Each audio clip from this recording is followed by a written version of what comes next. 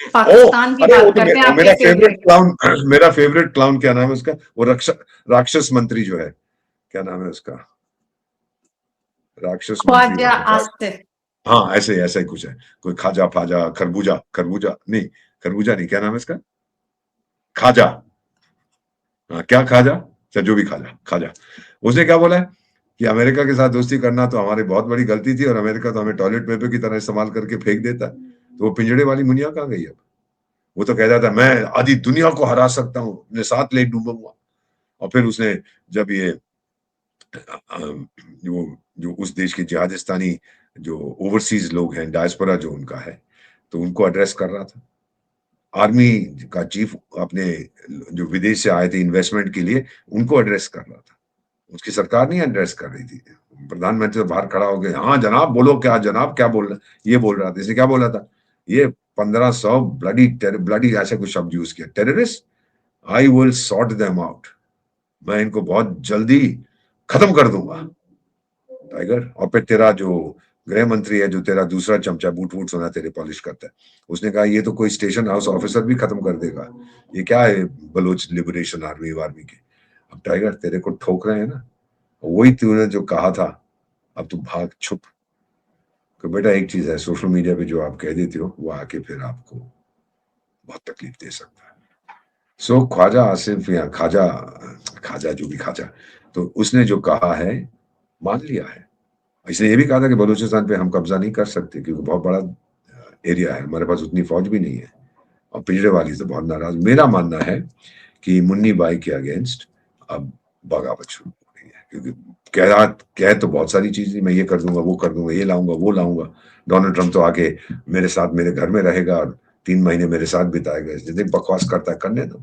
वो भी तो डिलूजनल है ना, नार्सिसिस्टिक। जो खूब बनेगी जब मिल, क्या है, खूब बनेगी जब मिल बैठेंगे दीवाने। तो जाओ यार, रहो। व्हाइट हाउस में तो कमरा भी है, सुना है मैंने, उसको कमरा भी दिया था कि किचन के बाहर एक कमरा है, पैंट्री वैंट्री साफ कर दिया कर, वहां भोजन बना दिया कर, रहो वहां पे जाके। बेवकूफ है। कम से कम इस खाजा ने सही कहा है। क्या खा के कहा मुझे मालूम नहीं है, मगर सही कहा इसने। अभी तक अमेरिका की पॉलिसी रही यूज, अब्यूज एंड डिस्कार्ड, लेकिन फिर ये उसके पीछे दौड़ते हैं।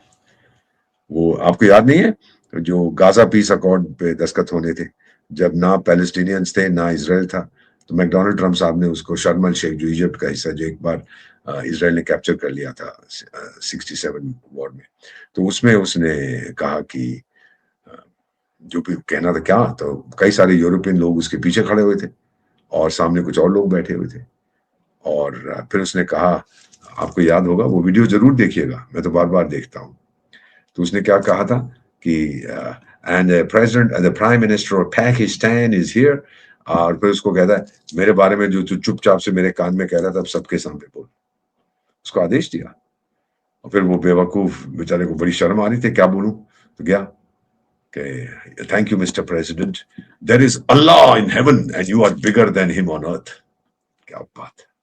और ट्रम्प खड़ा हो गया, और बोल, और तारीफ कर मेरी, गधा कह। और वो इटली की प्राइम मिनिस्टर, मैं उसको देख रहा था, मैं मिला हुआ उनसे, जॉर्जिया मेलोनी से। तो वो पता क्या कर रही थी, जब ये सब बकवास कर रहा था, सबके सारे यूरोपियन लीडर्स खड़े हुए थे उसके पीछे ट्रम्प के, तो ये क्या क्या कर रही थी मैडम मेलोनी। अब देखिएगा वो वीडियो, अगर कभी वो यूं कर रही थी हंस रही थी। और वो जो ब्रिटेन का वो क्या है, स्टार वॉर्स, स्टार बक्स जो भी उसका नाम है, वो बेचारा खड़ा हो, ये क्या कह रहा है। और फिर डोनाल्ड ट्रम्प ने एक ही चीज कही थी, देखो दुनिया के जितने नेता हैं, हम तो कहीं नहीं गए थे, लेकिन जूनियर मिनिस्टर हमारा गया था, जो जितने नेता खड़े हो, एक चीज समझ जाओ, इस दुनिया में अगर किसी की अहमियत है, उसका नाम डोनाल्ड ट्रंप है। आप सब बेकार के हो। सुन के आगे। सो ये जो कह रहे हैं वहां पर, अब अमेरिका भी तंगा, सिर्फ अगर इस समय पाकिस्तान की कोई रेलेवेंस है, वो न्यूसेंस वैल्यू है, हम सब जानते हैं। वो पहले बोले कि हम भारत के साथ क्रिकेट नहीं खेलेंगे, फिर बोले हम खरीद खेलेंगे, तो आप लोग कह रहे हैं वो यू टर्न है। अभी फिर बोलेगा नहीं खेलेंगे, तो फिर वो यू एस टर्न बन जाएगा। एक यू को ऊपर दूसरा यू लगा दो तो वो एस बन जाता। पागल लोग हैं, बेवकूफ है।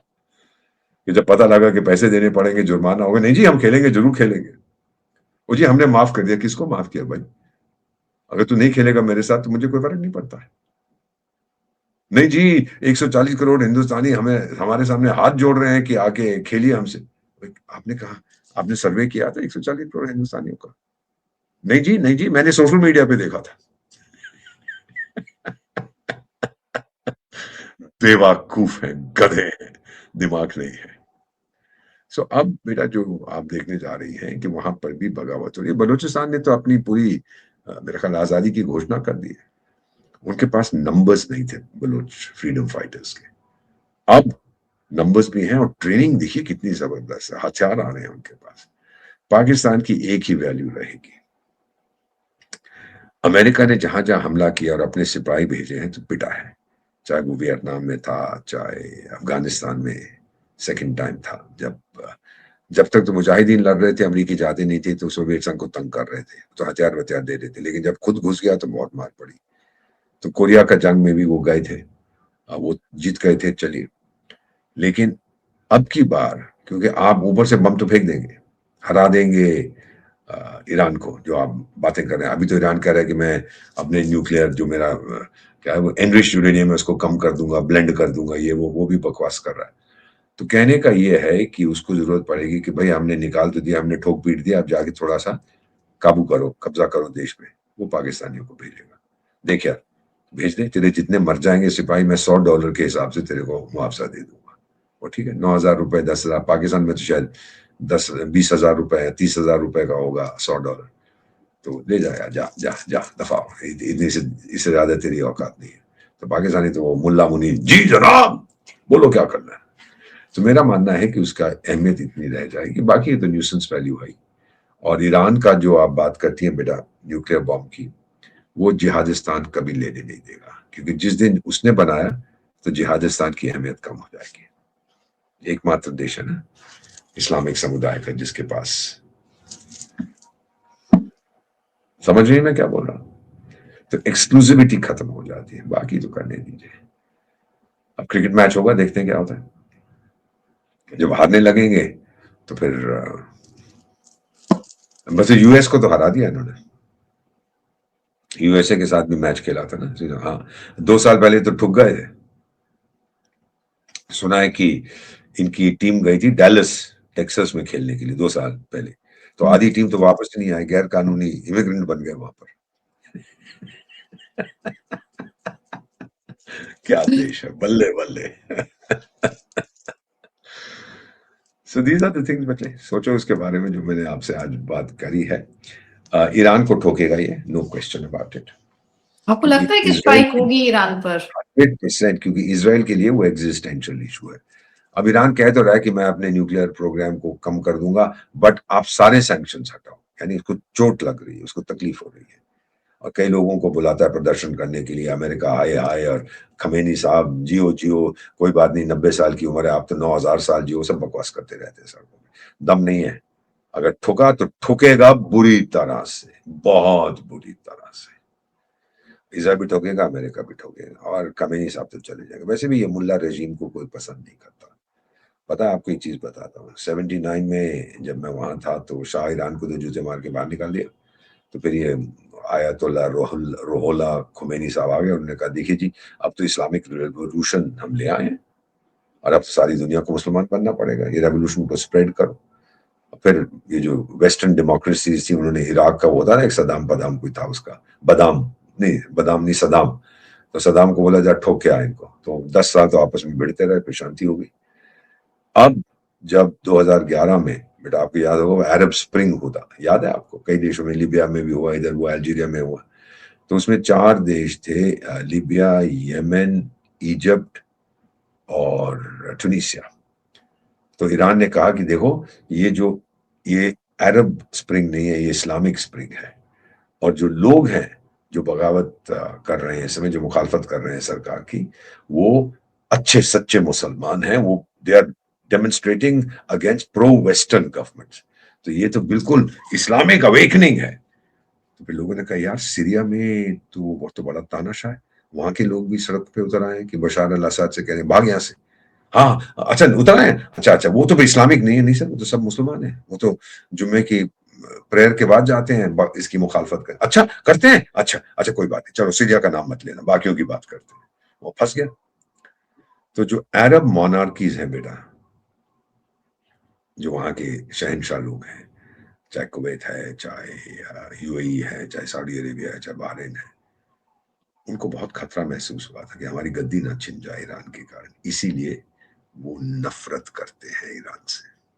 उसका एक दोस्त नहीं है, इसीलिए ठुकेगा। कहने के लिए बड़ी बात है, ये कर दूंगा, वो कर दूंगा, ये मिसाइल है, वो मिसाइल है, चंद्रमा से भेजूंगा, समुद्र के नीचे से फेंकूंगा, ये सब बकवास है। जब पिटेगा तो पिटेगा। वेनेजुएला भी सारे रूसी और चीनी माल खरीद रखा था, एयरक्राफ्ट डिफेंस और एंटी मिसाइल, कोई काम नहीं आया। तो अब देखें क्या होता है। ओके, जी, थैंक यू अभी सर, तो इतना पार्टी, डिटेल अभी में। तो और पार्टी, अपने अभी तो आप पार्टी शुरू हुई है। अभी तो पार्टी शुरू हुई है, चलिए बढ़िया है। और आपने एकदम मुझे बोलना चाहिए जॉयफुल तरीके से जो बताया है सब, वो हर किसी के साथ वो कनेक्ट हुआ होगा और लोगों को बहुत अंडरस्टैंडिंग मिलेगी सब इस साक्षात्कार को देखने के बाद। और इसीलिए मैं कह रही हूँ, अगर आप दीपक वोरा सर को देखना चाहते हैं और डिटेल में सुनना चाहते हैं तो आपको करना है अदिति त्यागी ऑफिशियल को सब्सक्राइब और इस वीडियो को लाइक और शेयर करना है, ताकि सर की ये बात दूर दूर तक प्रेसिडेंट ट्रंप तक भी पहुंचनी चाहिए। नमस्कार, धन्यवाद वो देखता है सर। आपका शो क्या, उसने सब्सक्राइब किया कि नहीं? सर करवाइए, आपको करवाना पड़ेगा। तो उसको एक कॉम्प्लीमेंट्री सब्सक्रिप्शन भेज देते, कहते मेरे को भी सब्सक्राइब कर, मेरी बात सुन लिया कर, ठीक है बेटा।